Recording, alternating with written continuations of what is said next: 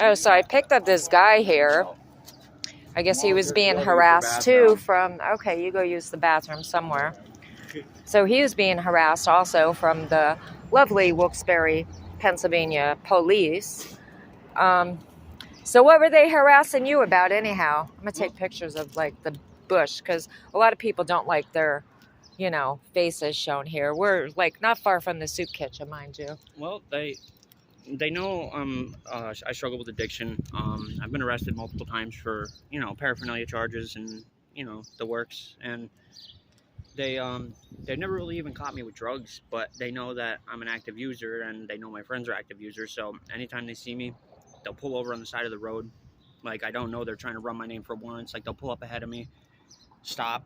If I try to walk the other way, they'll turn around and stop away from me until I guess my name comes back clean, and then they'll take off. Any reason they can stop me, like this morning they stopped me. All I did was I moved a metal sign that was tipped over on the train tracks behind McDonald's. I just picked it up and moved it off the tracks because I almost tripped over it. Yeah. And the cop stopped me and asked me why I tipped that sign over. And then while he was talking to me and running my name, 6 other cop cars pulled up. Oh, jeez. Like, they have nothing better to fucking do. Yeah, I guess. And it's ridiculous. Like, and then the last few times that I overdosed, the last 2 times specifically, the ambulance needed to be called both times. And the first time I had to go, it was from Nanny Coke. Like, they would not let me up because they had to give me like 15 milliliters of Narcan. Oh, that's a lot. Yeah. And they were putting me in the back of the ambulance when I woke up, and they were being complete assholes to me. The lady was talking to me like I was a dog. She even called me a retard, and I spit aspiration in her face because she pissed me off, you know what I mean? Like, I woke up, my lungs were so filled with fluid, and she's just talking to me like I'm a piece of, she's like, well, maybe if you weren't such a fucking retard, you wouldn't be in this situation. So I spit in her face. And oh, God. Okay. like, I apologize. Like, I don't mean to be nasty, but I don't like being called a retard, let alone by somebody that's supposed to be a professional, you know what I mean? Yeah. And they were just treating me like shit the whole time. And then this time I overdosed. It was actually right back here behind these row houses. Oh, okay. And lovely Wilkes-Barre.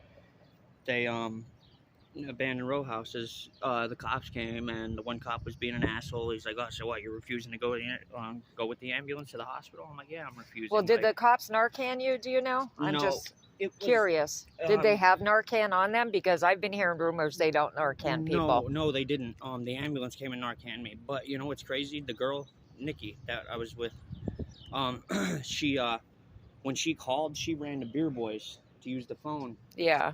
And when she called the first time, the cop hung up on her and said, call me back when you have an actual address.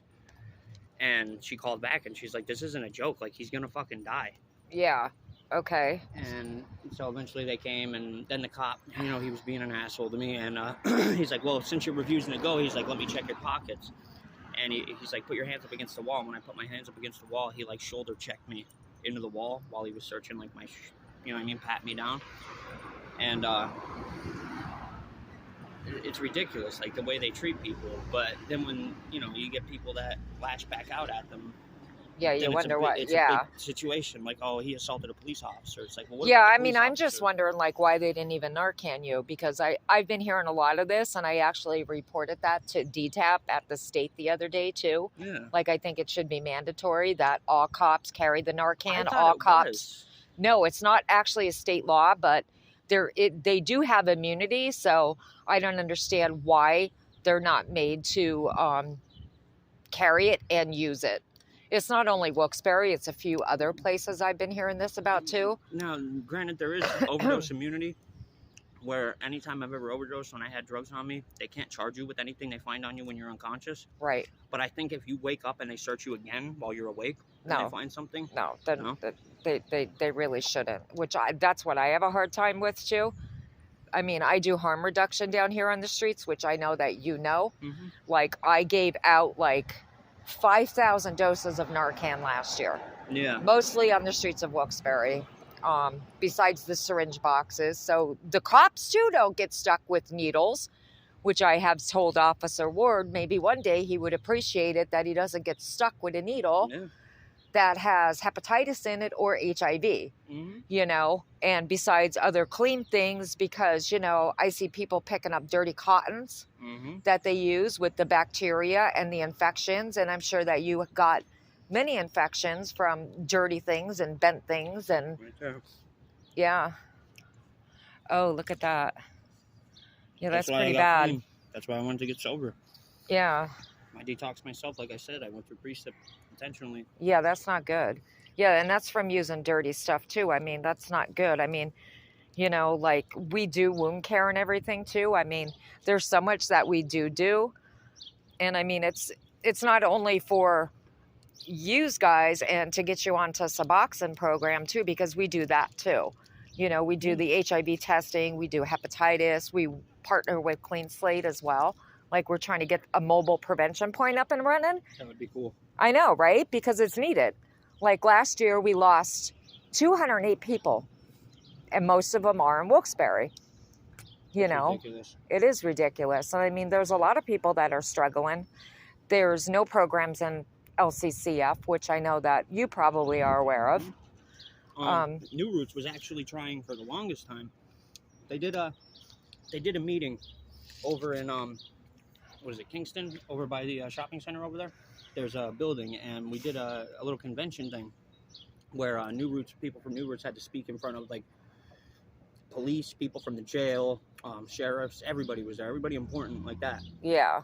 And the two people that went from New Roots actually asked me to go with them to speak as a client, and I spoke to them, and they were trying to push the point that when they released people with drug addiction issues from jail, they send them right to New Roots first, so that they can try to. I know, but it doesn't happen. They need to have a program in jail to begin with. I just had this.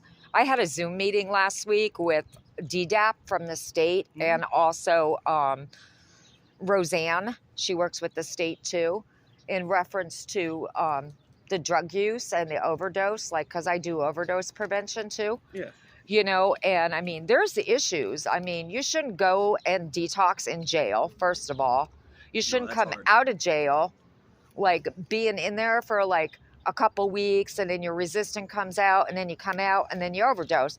Like the other day when he got out of jail, there was a couple clients that came out. I was actually standing outside with Narcan, giving people Narcan the other day when they were being released from jail, you know. Yeah, like if I could, I'd be having a Suboxone clinic right outside of jail. That would be cool. And Narcan, you know. But if I could get an ordinance here in the city, there wouldn't be so many deaths, you know. Like half this shit would be better than what it is, because I mean, this is just like I said, if it wasn't for that ridiculous girl being as persistent as she was, and she like was basically screaming in beer boys for somebody to come and help me, and so the lady was giving me CPR. Right. If it wasn't for her being so persistent, I'd be dead right now, because that cop said, "Call me back when you have an actual address." Yeah. And I mean, there's a lot of people that are homeless on the streets that I know they don't care. They want you to die. That's one less problem they have to deal with on a daily basis. And that's not the first time that I've heard that from somebody too, in which it's sad. A cop has said that to me before. Yeah. He said, if you're going to kill yourself, he said, do it. He goes, I'm not going to rush to an overdose, because that's one less problem I have to deal with. Yeah, that's sad. I mean, and the stigma down here is bad. And, you know, I do know, like, there's a lot of council members that are all for an SSP program, an overdose program here. Yeah. And it's a health crisis, okay? I mean, it really is a health crisis here. It's an epidemic. It's not even a crisis. Exactly. And I don't think that a mayor should have a say in a health crisis, because he has no idea. He is not a medical professional or actually on the streets knowing what in God's name is going on here. There's doctors that are out here knowing what's going on. There's people from drug and alcohol that knows what's going on down here. And for him to say, oh no, I don't like that shit. You know what? The drugs are not going away. They're getting worse, and we're losing more people here. Like, something really drastically needs to change here. Do you not agree? I absolutely agree. It's crazy. Like, a lot of people don't understand where all the fentanyl's coming from. It's coming from China and south of the border. Like, and then we have the trank too. But the way that the fentanyl works, and the way it's being engineered, is that it's easier. It takes less and less fentanyl for you to go out on. It seems like, because every time I went out on fentanyl, it seemed like it was a less amount each time, and it takes more and more Narcan each time. Like your body gets resistant to the Narcan after so many uses. You know what I mean? Yeah. The first time I overdosed like up in Nanny Coke, it was 15 milliliters. Then it was like 20 milliliters. The next time they had to give me 5 of those 5 milliliter syringes they carry. Yeah. It's insane, man. I mean, the People drugs gonna are keep getting dying. stronger. It's And I like- mean, I think more people are dying now, and it just seems like they just want to scoop up the bodies and that's it. I mean, that's all they're trying to do. Like, and I mean, it's still somebody's family member no matter what. I it's mean, like, it reminds me of just something like the anthrax epidemic. Like, it's crazy the way they're handling it. Yeah. It's completely unprofessional. I agree. Well, I want to thank you, Yeah, no problem. and I'm going to put this on YouTube if that's okay with you. No, I'm fine with that. All right. You're not going nowhere. Okay, so we are still on the streets of Wilkes-Barre. Thank you.